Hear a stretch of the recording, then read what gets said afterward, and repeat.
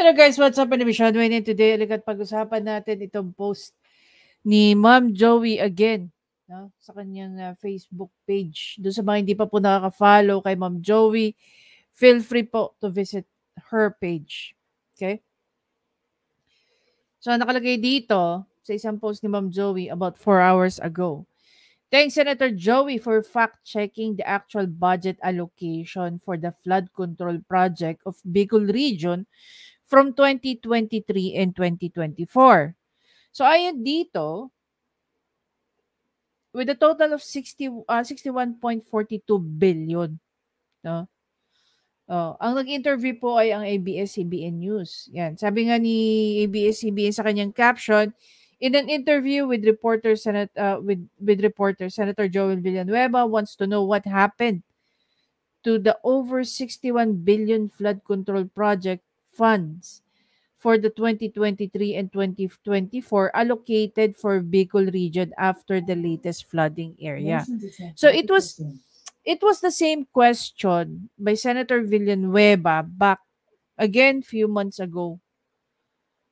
Kung maaalala nyo, tinanong din nila ang DPWH. Ano tong sinasabi niyong 5,500 na flood control pero yan ang nangyari sa Metro Manila. Lubog na lubog ang Metro Manila. Few months ago lang. Diba? Sino rin ang nangungunang nagtatanong nun? Si Joel Villanueva.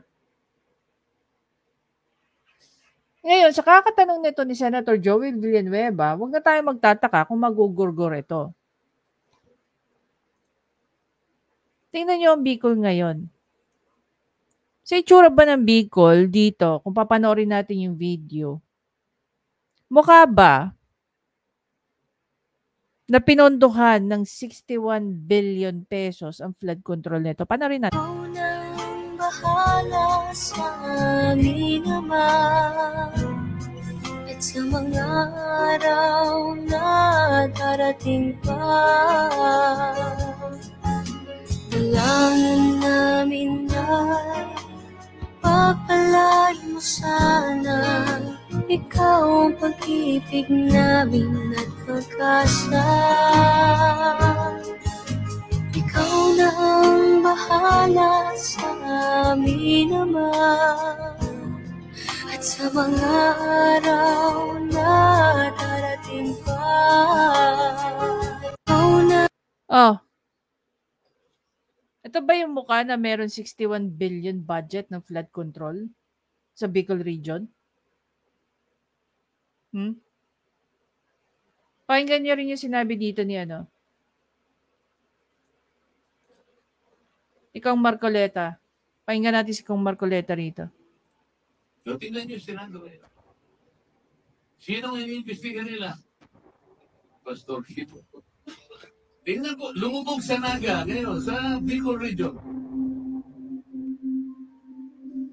Kailan lang, isang buwan at kalahati, lumubog ang buong Maynila. Puro lubog. Magkano po yung budget na ginugol ng gobyerno between 2022 to 2024 involving more than 5,000 flood control projects. Totaling about 400 billion pesos. Imagine niyo, 400 billion pesos. 400 billion pesos, guys. Ang involved dito. Bicol alone, based dito sa sinabi ni Senator Joel Villanueva, 61 billion na. Hindi nyo ba napapansin kung ano yung nangyayari? Alam nyo, ako lumaki akong nabiyahe mula Muntinlupa hanggang San Pedro. Pero yung nakikita ko sa news, na yung boundary ng San Pedro tsaka Muntinlupa, lubog na rin. Diba? Knowing that, ang Muntinlupa, kilalang bahain. Matatawa kayo, Nung maliit pa ako, nung bata pa ako, no? Like when I was in high school, expected lagi na yung tapat mismo ng munisipyo ng Muntinlupa, mataas ang tubig. Muntinlupa, munisipyo. Yung City Hall. Nung nag-abroad nga ako tuwing umuulan dito sa Metro Manila, tinatanong ko yung mga kapatid ko, kamusta yung baha dyan sa tapat ng City Hall ng Muntinlupa? Ang sabi? Actually, nagkaroon ng mga improvements eh. Wag lang ma-challenge na tumaas na lumakas ang ulan dahil siguradong tataasan naman ng tubig. Magbabaha na naman. Diba? Sa 400 billion na flood control budget ng gobyerno. Mukha bang nagagamit sa tama yung flood control budget na yan? Ha? Oh. Region, 22 billion pesos. In 3 years. Lubog. Nanggaling po ako sa Sibocot last week. Buti na lang. Naluwi pa ako. Lubog ang Sibocot. Lubog ang Naga City. Bakit hindi ninyo yun ang inyong investigahan? Kung anong iniimbestigahan ninyo, gagaling pa. Trabaho po. Kung meron pong kasalanan. Alam niyo, sa totoo lang, it's not even a question. Alam niyo kung bakit hindi iniimbestigahan. Tandaan niyo, no? Ilang buwan pa lang yung dumaan. Hindi pa nga tayo nagkakaroon ng resolution nung natanong yung tungkol sa flood control. Hindi mo alam kung for the show. Alam mo, ito, napaka-importante ito sa taong bayan eh. That we should be asking questions sa ating mga kongresista. Hindi lang mga senador, pero definitely ang mga kongresista. Yung mga tao nandiyan dyan sa ng Congress. Diba nga sabi nila, nasa kanila yung power of the purse? Sila ang nagbababa ng budget mula sa pinakamataas na opisina ng bansang ito hanggang sa pinakamababa. Sila ang naglalagay ng budget. Ultimo sa kanilang legislative district, sila rin ang naglalagay ng budget. We don't even know kung magkano nga nilalagay nila eh. Diba?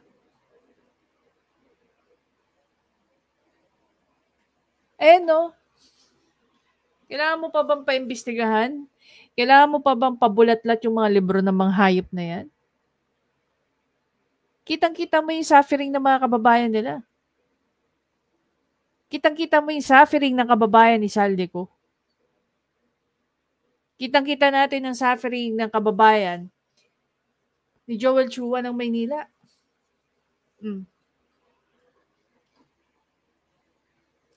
Mga taga-Bacoor. Sabi ko nga, ilang taon nang namamayagpag ang mga rebelya sa inyo. Pero hanggang ngayon, lubog pa rin kayo lagi sa baha. Paulit-ulit yung binoboto ang mga rebelya. Kaya taon-taon kayong nakalubog sa tubig. Imagine niyo, pera ng taong bayan yung ginagamit nila. Pero at the end of the day, taong bayan din na nagsasuffer. Hindi sa kapalpakan nila eh. Sa pagnanakaw nila. Si Bong Revilla ba, pinapasok ang bahay niya ng tubig? Samantalang ang karaniwang taga-Bacoor, malamang may mga areas dyan na nasanayan na nila. Na tuwing umuulan na lang, hindi na sila nagugulat kung may pumapasok na tubig.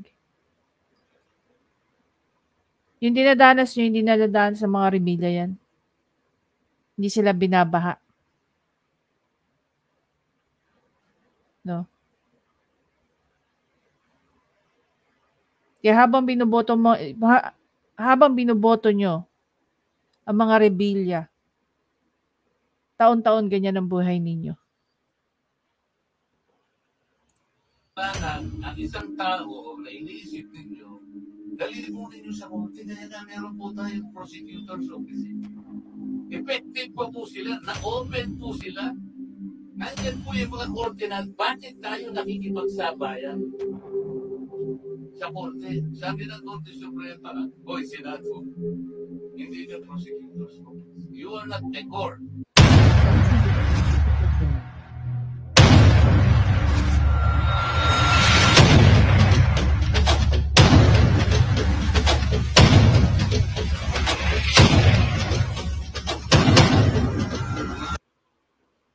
Well, definitely, gaya nga rin sinabi natin, no?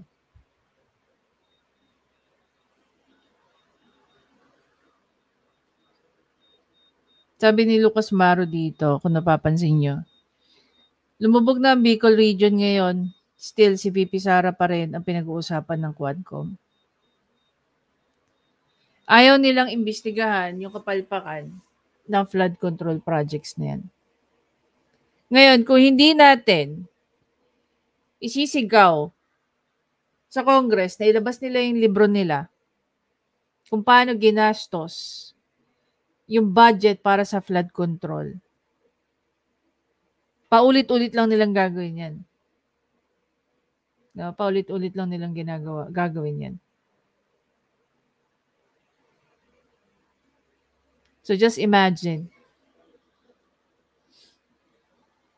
Hanggat presidente si Bongbong Marcos, ito ang buhay natin.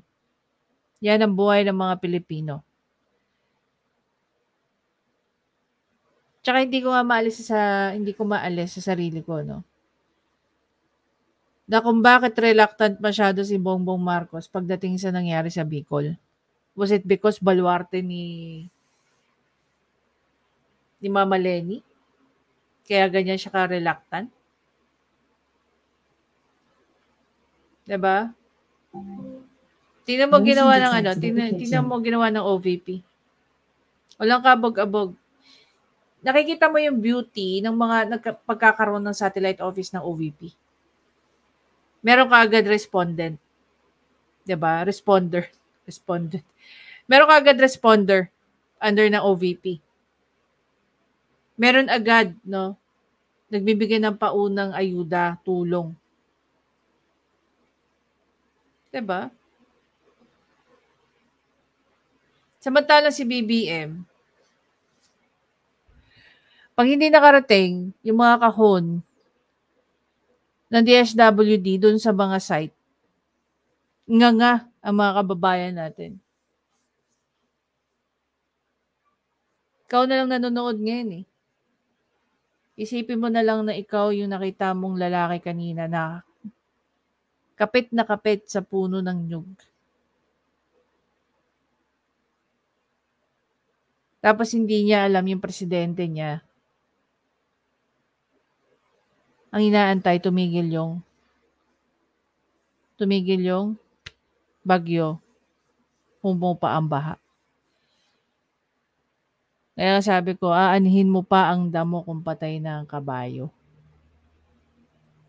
Diba? Sa tingin nyo, yung mga taga Bicol, taga Batangas, taga Quezon, taga Laguna, taga Cavite, taga ibang parts ng Metro Manila, do you really think kailangan pa nila ng tulong ni Bongbong Marcos when in fact tinulungan na nila yung mga sarili nila? Diba? Kitang-kita naman natin, wala naman tayong kailangan sabihin pa eh. Sabi nga ng ibang kasama natin eh. Ba't parang tahimik yata nasa ng Pangulo? Habang nakikita natin naghihirap ang baluarte ni Leni Robredo. Parang nagde-delay yung tactics pa tong si BBM. Diba? Ayaw nating isipin na parang Ramirez back tong si BBM kay Mama Leni. Kung tutusin, hindi lang si Mama Leni ang affected dyan, pero buong Bicol region. Mga Bicolano. I'm very sure may mga Bicolano sumuporta din sa'yo, BBM. Pero hindi makatarungan yung ginawa mong delaying tactics na makapagparating ka ng tulong.